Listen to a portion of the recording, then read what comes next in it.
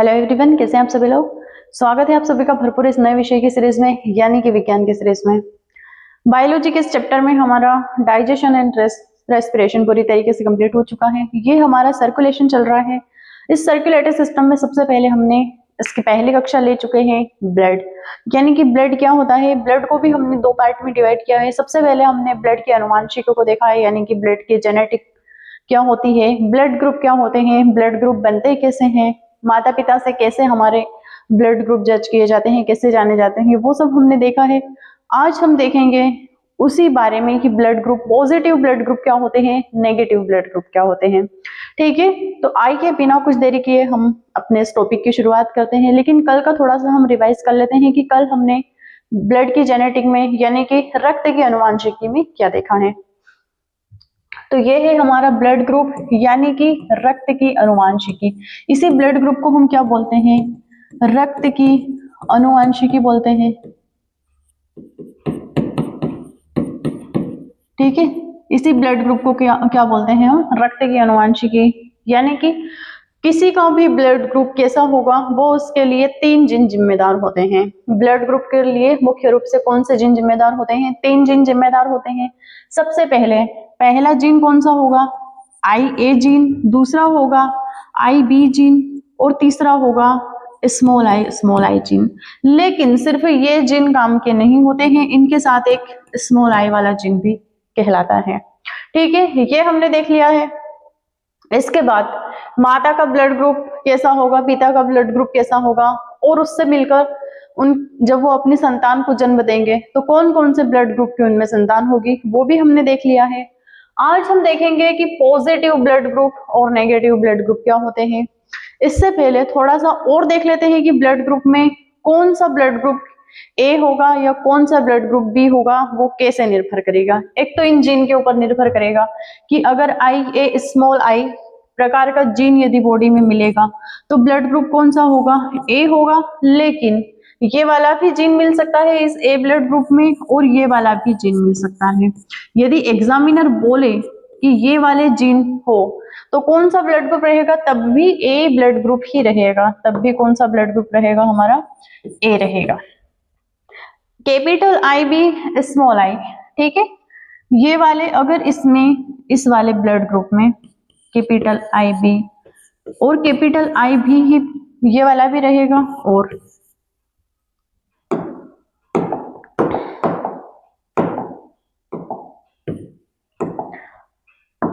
Capital IB small I, ये वाला, ये दोनों जीन मिलेंगे तो कौन सा ब्लड ग्रुप रहेगा, बी ब्लड ग्रुप रहेगा। ठीक है, इतना हो गया। अब यहाँ पर तो कोई जीन है ही नहीं, यानी कि ये जीन तो थोड़े बोने टाइप के जीन है, तो इसमें कौन सा ब्लड ग्रुप रहेगा हमारा, ओ ब्लड ग्रुप। इसे जीरो ब्लड ग्रुप बोलते हैं, लेकिन बायोलॉजिकल लैंग्वेज में हम इसे ओ नाम दे देते हैं कि ओ ब्लड ग्रुप रहेगा हमारा। इतना हो गया था हमारा। अब देख लेते हैं कि यदि ए ब्लड ग्रुप हमारा रहेगा, इसको एक बॉक्स में बंद कर लेते हैं।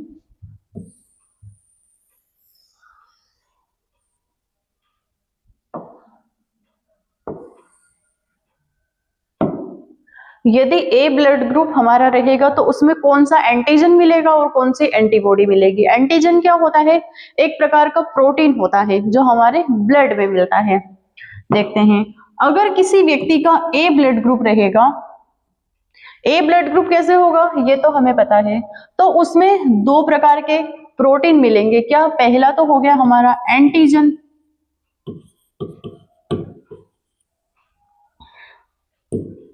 पहला तो हो गया हमारा एंटीजन, पूरा ही मिटा देते हैं। अगर जिस नाम का ब्लड ग्रुप रहेगा उस नाम का एंटीजन तो रहेगा। ए ब्लड ग्रुप है तो ए एंटीजन उसमें रहेगा, लेकिन जिस नाम का ब्लड ग्रुप रहता है उस नाम का एंटीजन तो मिलता है। एंटीजन क्या है, एक प्रकार का, एक विशेष प्रकार का प्रोटीन है, लेकिन इसी नाम की एंटीबॉडी कभी नहीं रहेगी। एंटीजन और एंटीबॉडी, एंटीजन और एंटीबॉडी में दुश्मनी है। अगर वो कभी मिलते हैं, एक ही प्रजाति है, तो घनिष्ठ संबंध बनाते हैं और ब्लड का थक्का बना देते हैं, जिससे व्यक्ति की मौत हो जाती है। इसलिए जिस नाम का यदि ब्लड ग्रुप रहेगा, जैसे कि हमारा ए ब्लड ग्रुप है, तो उसमें ए नाम का एंटीजन तो रहेगा, लेकिन ए नाम की कभी भी एंटीबॉडी उसमें नहीं रहेगी। हमेशा कौन सी एंटीबॉडी रहेगी इसमें? इसमें हमेशा बी एंटीबॉडी रहेगी। इसमें कौन सी एंटीबॉडी रहेगी? हमेशा बी एंटीबॉडी रहेगी। एंटीबॉडी रहेगी। लड़ाई कहां पर होती है इनकी? एंटीजन और एंटीबॉडी में। तो जिस नाम का ब्लड ग्रुप रहेगा उस नाम का एंटीजन तो उसमें रहेगा, उस नाम का, अगर ए नाम का प्रोटीन इसमें है, एंटीजन क्या होता है? प्रोटीन होता है, तो उस नाम का ब्लड ग्रुप भी रहेगा। लेकिन जिस नाम का एंटीजन उसमें रहेगा उस नाम की कभी भी एंटीबॉडी उसमें नहीं रहेगी, वरना व्यक्ति की मौत हो जाती है। ये नेचर ने दिया है हमें। अगर किसी का ब्लड ग्रुप बी है तो क्या होगा? बी नाम की एंटीजन तो रहेगा, बी नाम का उसमें एंटीजन तो मिलेगा, लेकिन कभी भी बी नाम की एंटीबॉडी उसमें नहीं मिलेगी, हमेशा ए नाम की एंटीबॉडी मिलेगी। एंटीबॉडी मिलेगी। कैसे मौत होगी? अगर दोनों की एंटीजन और एंटीबॉडी मिल जाएंगे तो देखेंगे आगे इरिथ्रोब्लास्टोसिस फेटालिस में, वो भी देखेंगे कि कैसे अगर समान एंटीजन और समान एंटीबॉडी मिल जाती है तो कैसे मौत हो जाती है। ठीक है। और ये रहा हमारा O blood group, zero blood group. इसमें कोई एंटीजन नहीं होता है, लेकिन एंटीबॉडी तो होती है। ठीक है। इसमें क्या होता है? ना तो कोई ए नाम का एंटीजन है, ना बी नाम का एंटीजन है, तो इसमें क्या मिलता है? इसमें नो एंटीजन मिलता है। नो एंटीजन मिलता है, लेकिन ए नाम की भी एंटीबॉडी मिलती है, बी नाम की भी एंटीबॉडी मिलती है। एंटीबॉडी एक साथ रह सकती है, लेकिन समान जाति वाले एंटीजन और एंटीबॉडी कभी भी नहीं मिलते हैं। एंटीबॉडी इसमें दोनों रहेगी। ठीक है। अब क्या है? ए बी ब्लड ग्रुप भी होता है। ए बी ब्लड ग्रुप होता है तो उसमें क्या रहेगा? ए नाम का भी एंटीजन रहेगा। इसको स्मॉल लेटर में लिख लेते हैं ताकि कंफ्यूजन ना हो हमें। ए नाम का भी एंटीजन रहेगा। ए भी एंटीजन रहेगा क्योंकि ए ब्लड ग्रुप है, ए भी है, तो बी एंटीजन भी रहेगा। इसमें क्या रहेगा हमारा? बी एंटीजन भी रहेगा। एंटीजन भी रहेगा, लेकिन नो एंटीबॉडी। इसमें कोई एंटीबॉडी नहीं मिलेगी। अगर ए एंटीजन है, बी एंटीजन है, अगर इसमें भी ए बी एंटीबॉडी मिल गई तो फिर भी ब्लड का क्लॉट बन जाएगा, फिर भी मौत होनी है व्यक्ति की। तो इसमें कोई भी एंटीबॉडी नहीं मिलेगी, तो इसमें क्या रहेगा? No antibody. No antibody. ठीक है। तो ये हो गए हमारे blood group. A blood group में क्या रहेगा? जिस नाम का ब्लड ग्रुप उस नाम की एंटीबॉडी। ठीक है।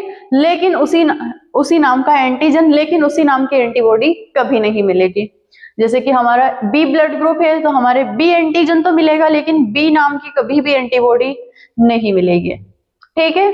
अब देखते हैं आरएच फैक्टर की। आरएच फैक्टर क्या होता है? किधर गए पेज?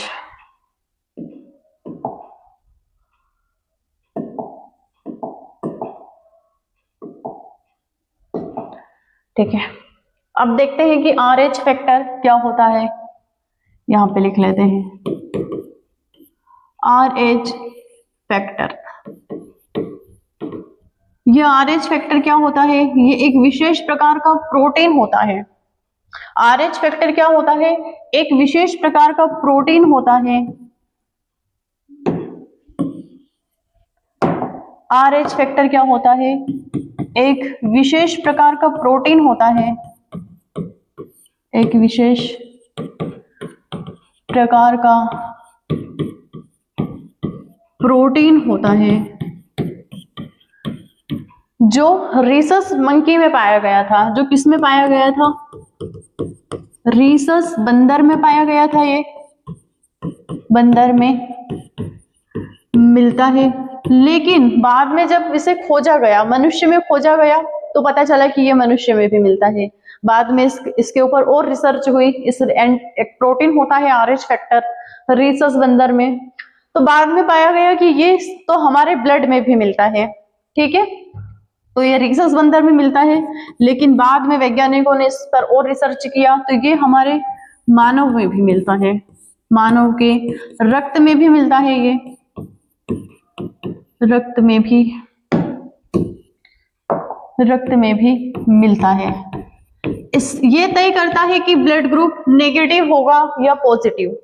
अगर मान लो किसी का ब्लड ग्रुप ए होगा, ये रहा, फिर से हम ब्लड ग्रुप पे आ जाते हैं।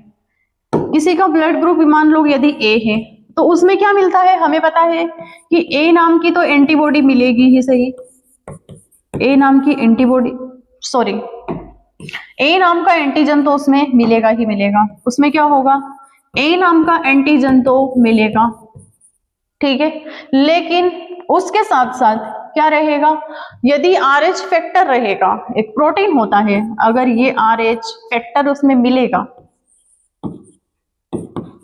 अगर RH फैक्टर मिला और B नाम की antibody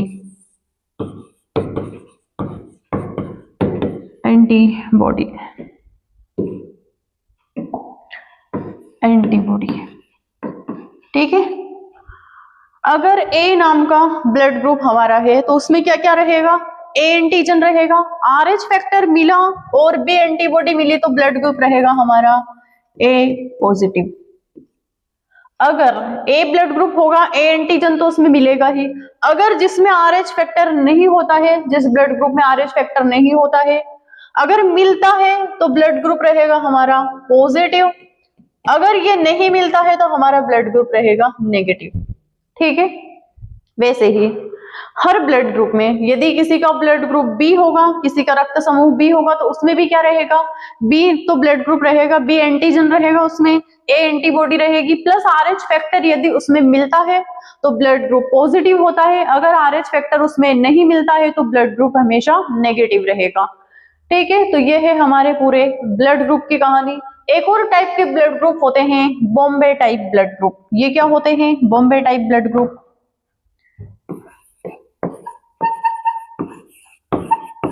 Bombay type blood group,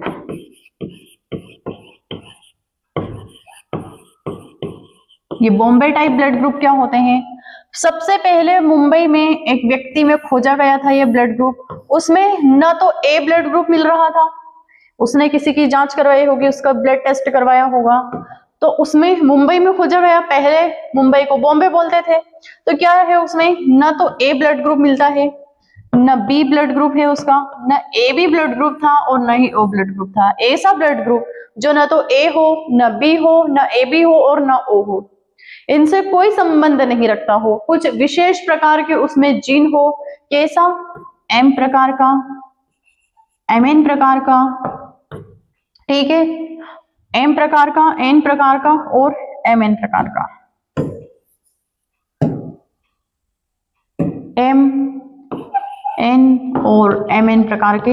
यदि इसमें ब्लड ग्रुप मिलते हैं, ये वाले ब्लड ग्रुप किसी व्यक्ति में, तो वो कहलाते हैं बॉम्बे टाइप ब्लड ग्रुप। पहली बार कहाँ खोजा गया था ये, तो ये पहली बार मुंबई में खोजा गया था, पहली बार भारत में मुंबई में खोजा गया था, मुंबई में खोजा गया था। अगर किसी का ब्लड ग्रुप इस टाइप का है तो उसकी कीमत लाखों में बिकती है और करोड़ों में बिकती है, ठीक है। तो ऐसे जो ब्लड ग्रुप होते हैं ये विरले मिलते हैं, रेयरली होते हैं। तो ये है हमारे पूरे ब्लड ग्रुप की कहानी। सबसे पहले हमने देखा था कि ब्लड ग्रुप किस पर निर्भर करेगा, हमारे जीन पर। उसके लिए मुख्य रूप से 3 जीन जिम्मेदार होते हैं हमारे ब्लड ग्रुप पर, capital I B, capital I A और दूसरा होगा आई बी और स्मॉल आई। ये 3 जीन जिम्मेदार होते हैं। इन 3 जीन के ऊपर निर्भर करेगा कि हमारा ब्लड ग्रुप कैसा होगा। फिर ए ब्लड ग्रुप कैसा होगा कि जिसमें जिस नाम का ब्लड ग्रुप उस नाम का एंटीजन तो मिलता है, लेकिन उसी नाम की एंटीबॉडी कभी नहीं मिलती है, क्योंकि उस नाम की यदि एंटीबॉडी मिल जाती है तो ब्लड का क्लॉट बन जाता है और व्यक्ति की वहीं पर मौत हो जाती है। एक और घटना देखनी है हमें ब्लड ग्रुप से रिलेटेड, इरिथ्रोब्लास्टोसिस फेटालिस, ठीक है। ये इरिथ्रोब्लास्टोसिस फेटालिस क्या होता है समझ में ही आ जाएगा हमारे इसके नाम से। ये है हमारा एरिथ्रोब्लास्टोसिस फेटालिस।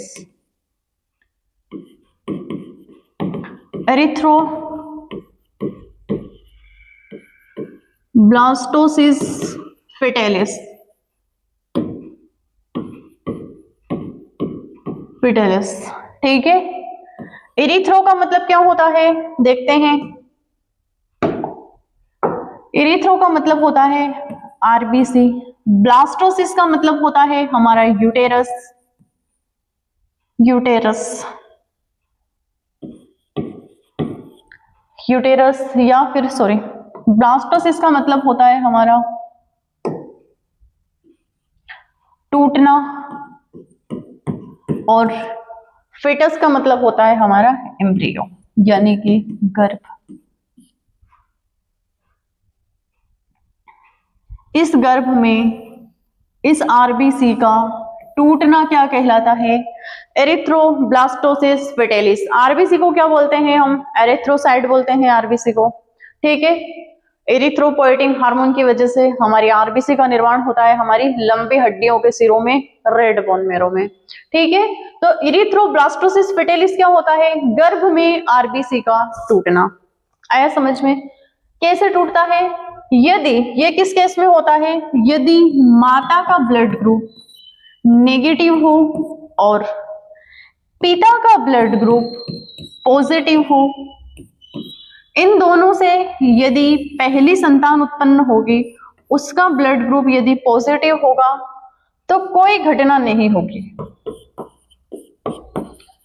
कोई घटना नहीं होगी। देखना, ध्यान रखना, माता का ब्लड ग्रुप कैसा है? पॉजिटिव है। पिता का ब्लड ग्रुप नेगेटिव है। पहली संतान जो होगी उसका ब्लड ग्रुप यदि पॉजिटिव होगा तो ऐसी कोई घटना नहीं होगी। मदर को पता तो चलेगा कि कोई फॉरेन पार्टिकल मेरे अंदर है, क्योंकि बच्चे का निर्माण कहाँ होता है? माता के गर्भ में होता है। तो माता का स्ट्रांग होना बहुत इंपॉर्टेंट होता है। अब जैसे ही पॉजिटिव ब्लड ग्रुप उस माता के शरीर में जाएगा और उसके भ्रूण का निर्माण होगा, तो पहला बच्चा जो होगा वो पॉजिटिव ब्लड ग्रुप वाला होगा, तो ऐसी कोई घटना नहीं होगी। लेकिन दूसरा बच्चा उन्होंने जब किया और उसका भी ब्लड ग्रुप यदि पॉजिटिव हुआ, माता का ब्लड ग्रुप नेगेटिव है, पिता का पॉजिटिव है, पहला बच्चा पॉजिटिव ब्लड ग्रुप वाला हो गया, कोई घटना नहीं हुई। दूसरा बच्चा जब होगा, अगर वो भी पॉजिटिव ब्लड ग्रुप वाला होगा, तो कुछ ही महीनों में उस दूसरे बच्चे की गर्भ में ही मौत हो जाती है। किस लिए? एरिथ्रोब्लास्टोसिस फेटालिस, यानी कि उसकी जो आरबीसी, बच्चे की जितनी भी आरबीसी होगी वो सारी उस गर्भ के अंदर फट जाएगी और वहीं पर उस बच्चे की मौत हो जाएगी। पहले बच्चे में क्या हुआ था? मदर सेंसिटाइज हो रही थी, लेकिन दूसरे बच्चे में उसे कंफर्म पता है कि ये फॉरेन पार्टिकल मेरे अंदर आ चुका है, अब इसे यहां से भगाओ। उसकी डब्ल्यूबीसी बढ़ेगी, उसका इम्यून सिस्टम स्ट्रांग होगा, उसका टेम्परेचर हाई रहेगा। जैसे टेम्परेचर हाई रहेगा, उसके यूटेरस की जो दीवारें होगी उसमें कॉन्ट्रैक्शन होगा और वो उस आरबीसी को तोड़ेंगे और बच्चे को बाहर निकालेंगे। अगर किसी के सामने आपके आसपास ऐसी कोई घटना होती है तो उसका नाम होता है एरिथ्रोब्लास्टोसिस फेटालिस। एक बार अपना ब्लड टेस्ट जरूर करवाएं, अपना ब्लड ग्रुप जांच जरूर करवाएं कि हमारा ब्लड ग्रुप पॉजिटिव है या नेगेटिव है। कैसे होती है घटना? जब माता का ब्लड ग्रुप नेगेटिव होता है, पिता का ब्लड ग्रुप पॉजिटिव होता है, और यदि पहली संतान उनकी पॉजिटिव ब्लड ग्रुप वाली हुई, अगर उनकी पहली संतान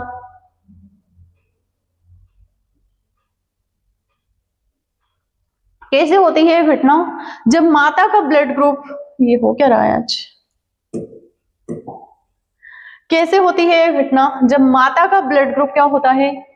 नेगेटिव होता है, पिता का ब्लड ग्रुप पॉजिटिव होता है, और उन दोनों से जो संतान की उत्पत्ति होगी, पहला बच्चा होगा, अगर पॉजिटिव ब्लड ग्रुप वाला पहला बच्चा हुआ तो कुछ भी नहीं होगा। अगर दूसरा बच्चा भी पॉजिटिव ब्लड ग्रुप वाला हुआ तो उस बच्चे की गर्भ में ही मौत हो जाएगी कुछ दिनों के अंदर, क्योंकि एरिथ्रोब्लास्टोसिस फेटालिस, यानी कि जैसे ही फॉरेन पार्टिकल उस मदर सेल के अंदर आते हैं तो उन्हें पता चल जाता है कि ये फॉरेन पार्टिकल है, तो अपनी डब्ल्यूबीसी वो बढ़ाती है और उसके बाद वो सेंसिटाइज हो जाती है पूर्ण रूप से और वो आरबीसी को तोड़ने का कार्य करने लग जाती है और इसमें उस बच्चे की मौत हो जाती है।